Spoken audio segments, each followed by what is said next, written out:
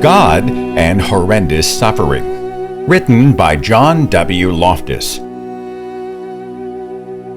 The evidential problem of horrendous suffering is one of the most powerful refutations of the theistic God as can be found. If there's an omni-everything God, one who is omnibenevolent or perfectly good, omniscient or all-knowing, and omnipotent or all-powerful, the issue of why there is horrendous suffering in the world requires an explanation. The reason is that a perfectly good God would want to eliminate it. An all-knowing God would know how to eliminate it, and an all-powerful God would be able to eliminate it. So the extent of horrendous suffering means that either God does not care enough to eliminate it, or God is not smart enough to eliminate it, or God is not powerful enough to eliminate it. The stubborn fact of horrendous suffering means something is wrong with God's goodness, His knowledge, or His ability. Just think of this in terms of who has the greatest moral obligation to help someone who is suffering. It's the person who knows of the suffering, who cares the most to alleviate it, and who has the greatest ability to alleviate it. Therefore, the person who has the greatest obligation to alleviate horrendous suffering is a theistic omni-God if he exists. Anyone who is wholly good would be morally obligated to prevent horrendous suffering, especially if all it would take was a snap of the fingers. There are two categories of horrendous suffering that must be adequately explained by apologists for God. One, moral evils, that is, suffering caused by the choices of moral agents. Examples include the Holocaust, the atomic obliteration of Hiroshima and Nagasaki, terrorist beheadings, childhood molestation, torture, slavery, gang rapes, wars, and so on. Then there's two, natural evils, that is, suffering caused by natural disasters. Examples include pandemics, tsunamis, hurricanes, tornadoes, volcanic eruptions, droughts, earthquakes, massive wildfires, and so on, including the enormous suffering caused by the kill or be killed law of predation in the animal kingdom. There are several levels of suffering, stretching from mere hunger pangs to the horrors of the Holocaust. But we don't need to determine the exact demarcation point when the suffering becomes too horrific for an omni-everything God. For the greater the suffering is, then the greater the problem of evil is for an omni-God. My focus is on horrendous suffering, the kind that turns our stomachs. It's the best kind of suffering to test the probability of a good God. If believers cannot solve this problem except by focusing on hypothetical possibilities rather than on probabilities, or by punting to ignorance by saying God's ways are above ours, then that God has allowed more suffering in the world than is reasonable for reasonable people to accept. Surely a God who created reasonable people should provide what reasonable people need if He wants us to believe. If we think exclusively in terms of probabilities, the more horrendous suffering that exists, the less probable an omni-everything God exists. And there is too much horrendous suffering for God to exist. In legal terms, the theistic omni-God could easily be convicted of the crime of depraved indifference. This is when a defendant's conduct is so wanton, so deficient of concern, so lacking in regard for the lives of others, and so blameworthy that it warrants the same criminal liability imposed upon the person who intentionally causes the crime. The strength of the problem of horrendous suffering depends on one's religious views. It's much greater for evangelicals who believe in a God who inspired the horrific tales of the Bible, including sending people into an eternal conscious torment in hell. So apologists like William Lane Craig have said, the problem of evil is certainly the greatest obstacle to belief in the existence of God. When I ponder both the extent and depth of suffering in the world, whether due to man's inhumanity to man or to natural disasters, then I must confess that I find it hard to believe that God exists. Apologist James Sennett echoed what Craig said. He said, by far the most important objection to the faith is the so-called problem of evil. I tell my philosophy of religion students that if they are Christians and the problem of evil does not keep them up at night, then they don't understand it. The strength of this problem is perhaps the greatest for Calvinists who believe in theological determinism, as opposed to non-Calvinists who believe in free will. But every believer faces this problem. Pantheists believe suffering is an illusion or Maya, but they cannot avoid suffering throughout their lives. For polytheists, their multiple gods aren't powerful enough to decisively overcome suffering and are believed to cause much of it. Process theologians like John B. Cobb and David Ray Griffin believe their God can't force free-willed agents to do good. Their God can only persuade people to do good. But given the fact of horrendous suffering, such a God is shown to be useless in the face of natural disasters and powerless when it comes to the choices of liars, thieves, molesters, rapists, kidnappers, and killers who refuse to be persuaded. For protest theologians like John Roth, God's continual inaction must mean God is directly responsible for the suffering in the world. Their response should be to protest the lack of divine action in hopes that publicly shaming him will goad God into doing good.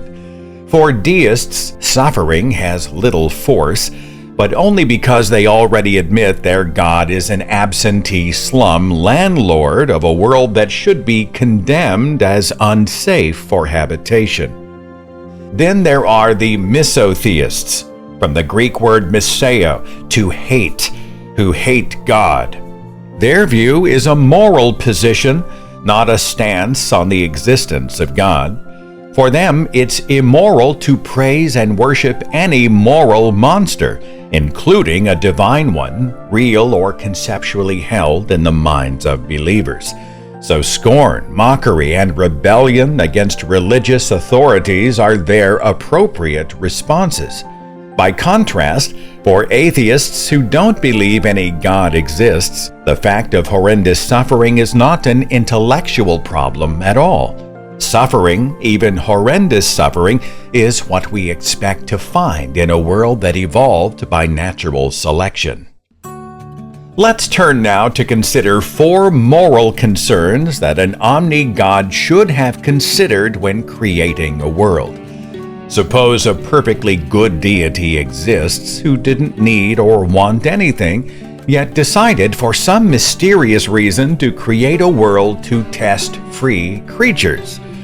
Okay, then such a deity should have 4 moral concerns.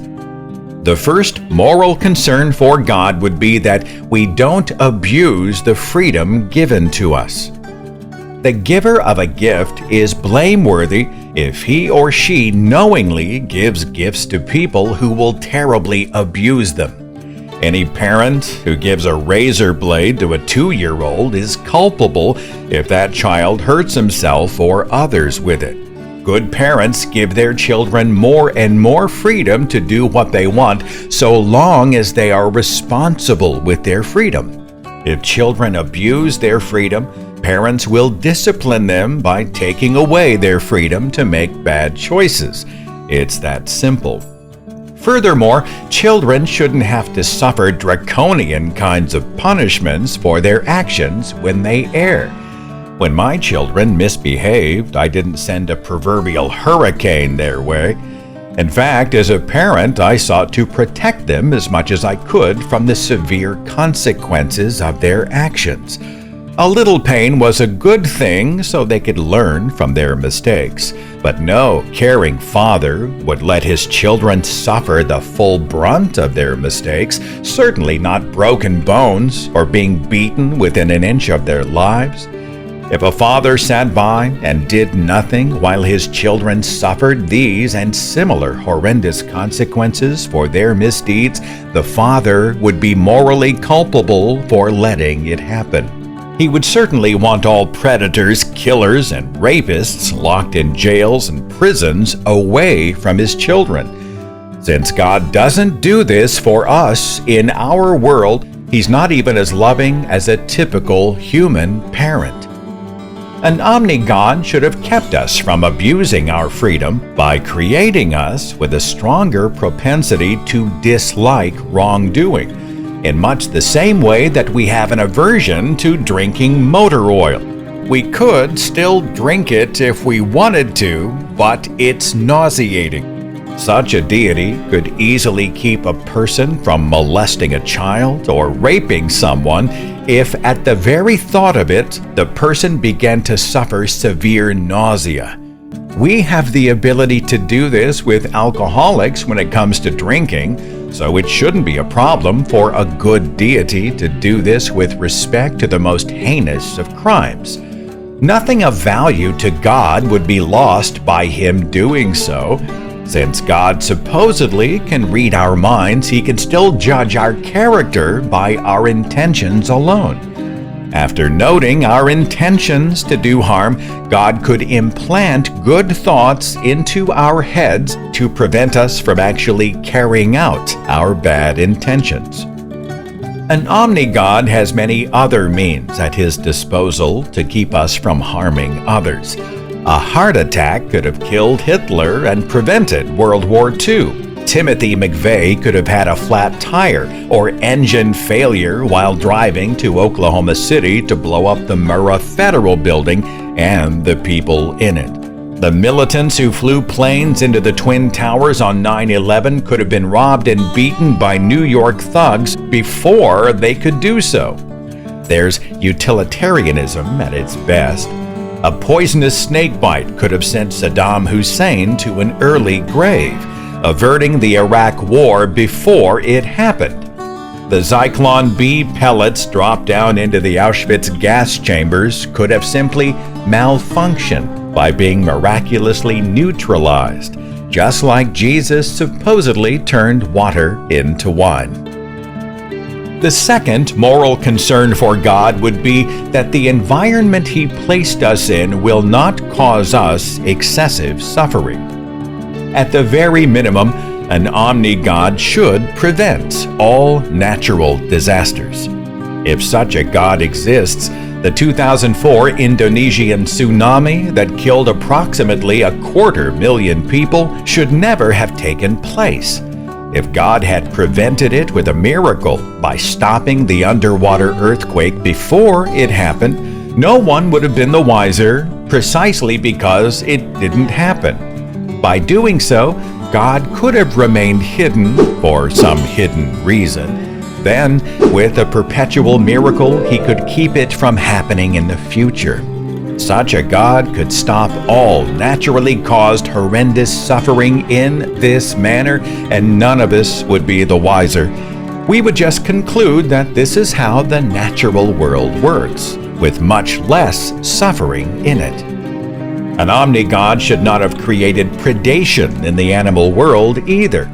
The amount of animal suffering is atrocious as creatures prey on one another to feed themselves. The extent of animal suffering cries out against the existence of a good God.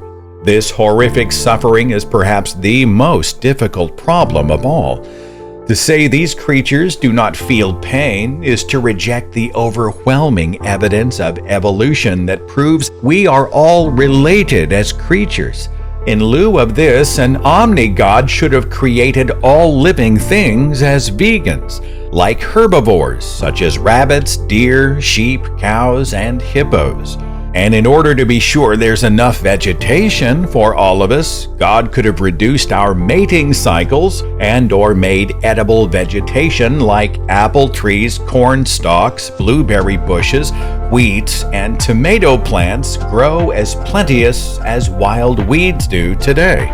An all-powerful God didn't even have to create us such that we needed to eat anything at all. Since theists believe their God can do miracles, he could sustain us all with miraculously created nutrients inside our biological systems throughout our lives, and we wouldn't know anything different. Such a deity could simply do a perpetual miracle here as well. In fact, there's nothing prohibiting God from feeding us by the process of photosynthesis, just like plant life, thereby not requiring animals at all. Given that God didn't do this, many animals are farmed for human consumption under horrible conditions in intensive factory farms, abused in experimental labs, or trapped in horrible ways without any condemnations of animal abuse in God's alleged revelation in the Bible. The third moral concern for God would be that our bodies provide a reasonable measure of well-being. All that seems to be necessary for God and his plan of salvation is that we have rational powers to think and choose, the ability to express our thoughts, and bodies that will allow us to exercise our choices. So we could have been created much, much differently. An omni-God should have created all human beings with one color of skin. There, that was easy. There has been too much institutional racism, race-based slavery, and too many tribalistic wars because we don't all have the same color of skin. Such a deity could have also made all creatures capable of sexually self-reproducing, like zebra sharks, Komodo dragons, some reptiles, and other species. If God had done this, it would eliminate gender discrimination and gay hate crimes, since there wouldn't be any gender or sexual differences between us. An omni-God should have created us with much stronger immune systems, so there would be no pandemics that decimate whole populations, or chronic diseases like cancer, emphysema, leukemia, or, for that matter, babies born with deformed limbs, blindness, deafness, muteness, and so on. This is horrific suffering that God should never have created, or used as any sort of punishment for our misdeeds, or allowed for any good overarching mysterious purpose. Such a God could have created us with self-regenerating bodies. When we receive a cut, it heals itself over time, as does a sprained ankle or even a broken bone. But why can't an injured spinal cord heal itself? Why can't an amputated leg grow back in a few weeks? If that's all we experienced in this world, we wouldn't know any different. Many animals can regrow new parts of their bodies to replace those parts that have been damaged.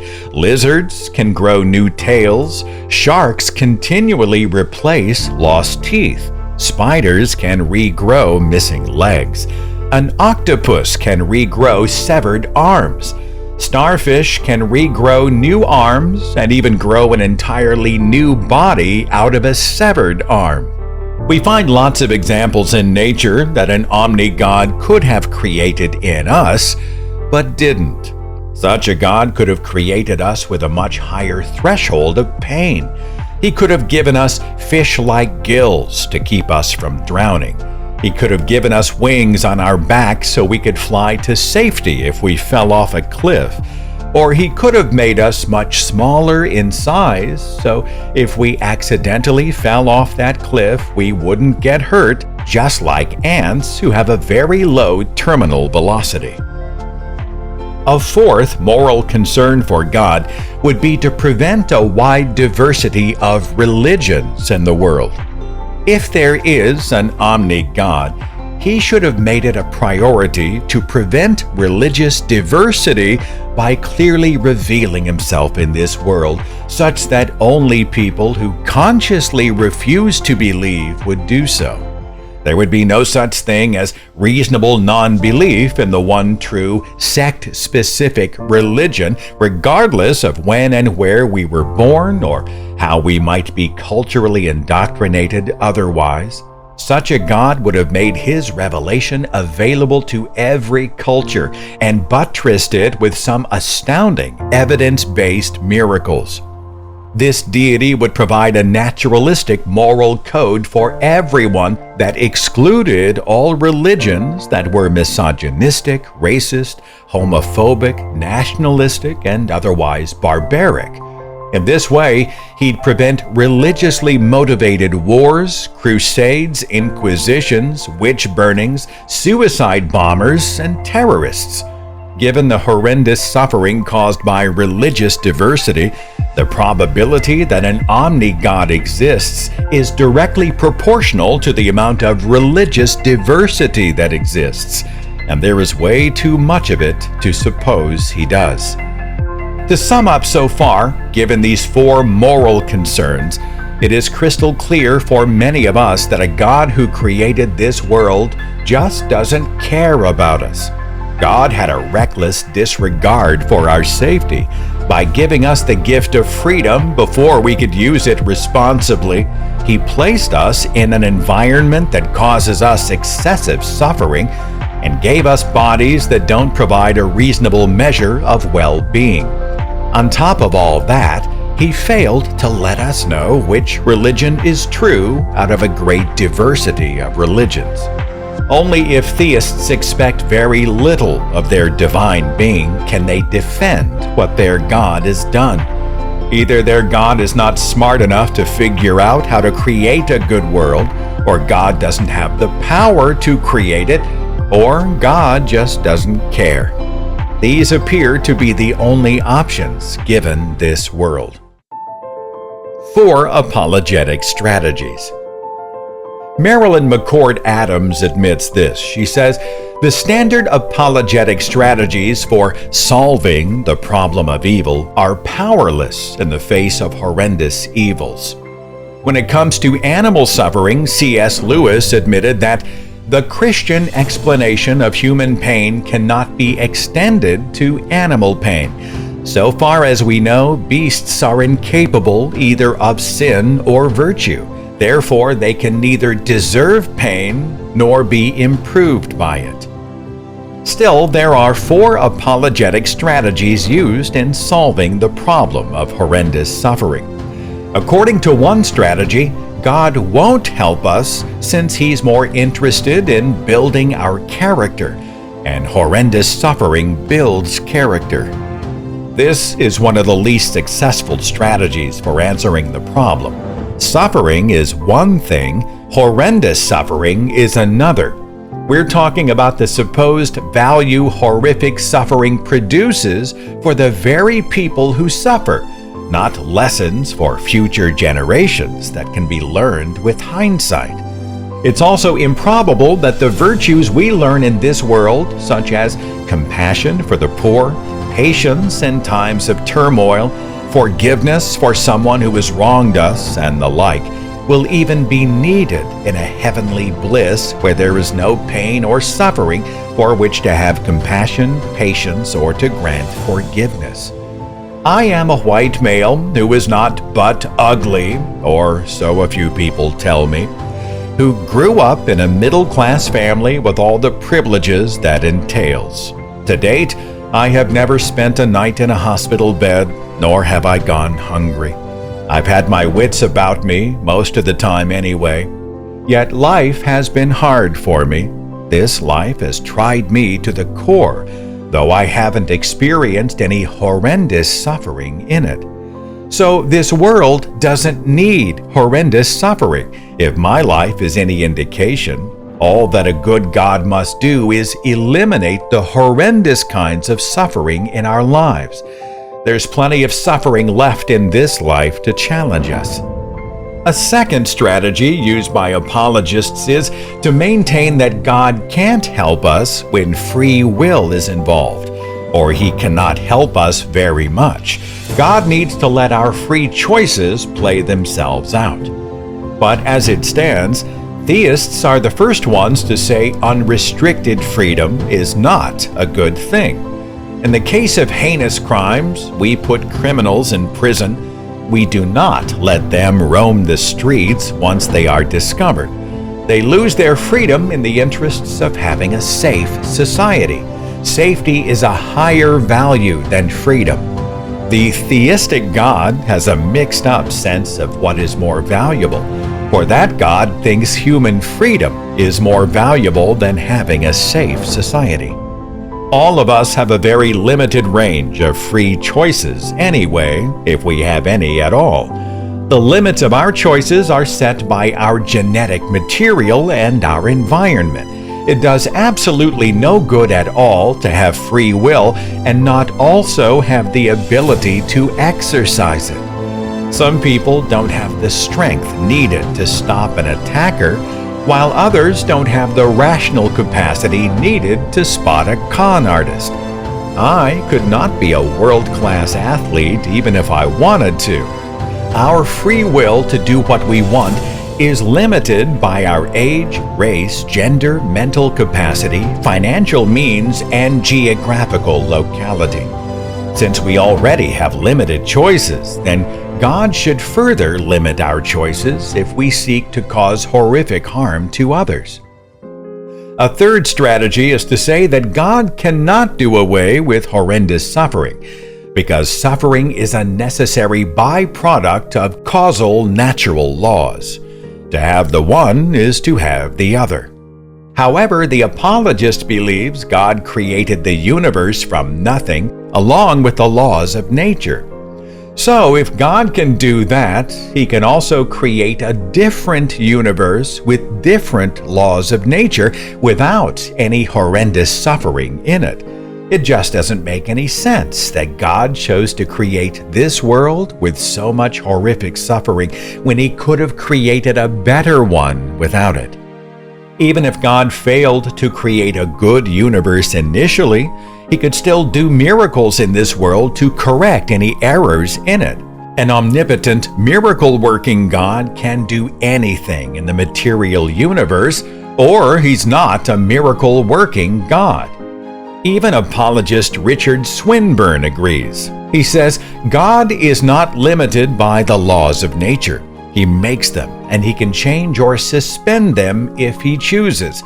He can make planets move in quite different ways, and chemical substances explode or not explode under quite different conditions from those which now govern their behavior. In a 2003 debate on the existence of God with Eddie Tabash, chair of the Center for Inquiry, Swinburne said God could, quote, raise this stadium into the air. However, from what I can see, all God does in today's world is to imprint an image of Jesus on a potato chip. Since this world is causing so much horrific suffering, the question for the theist is why the laws of this world are fixed and necessary when God could intervene to alleviate the most horrific kinds of suffering. If changing the world requires some miraculous adjustment, what's the problem? People should matter enough for God to do that. I wonder if theists have really thought through the implications of a God who prefers this present set of natural laws with its sufferings over constant miraculous maintenance.